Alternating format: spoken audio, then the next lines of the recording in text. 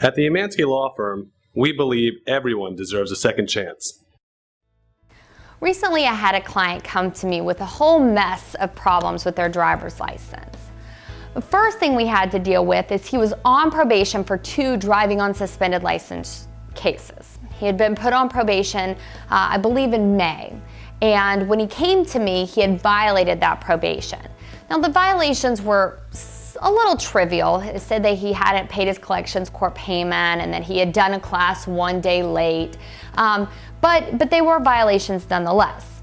Also, he found out that at the point that the public defender's office had pled him out to these previous 2 driving on suspended license, there was a third one hanging out there that nobody had taken care of.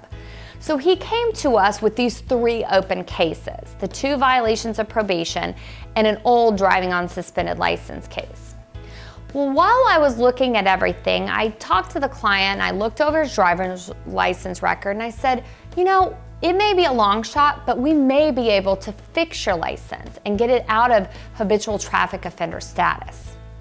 So he said, okay, let's give it a shot. And we had to file 4 different motions in this particular case to fix his license. And the judge granted all 4 of them, taking away some of the strikes that the client had against him, and he was able to get back a valid license.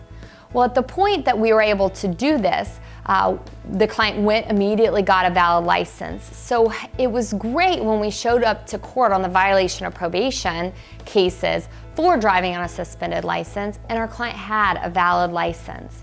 The judge basically looked at the violations, said they were trivial. The fact that the client now had a license, he dismissed both violations of probation. So the client didn't have any other violation of probation that he had to deal with.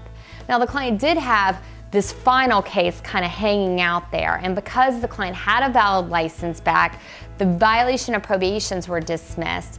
The prosecutor in that courtroom gave the client a fine, and we were able to walk away from what seemed to be a horrible mess when he came into my office with a valid license, the client off probation, no violations of probation, and a small fine for that last case.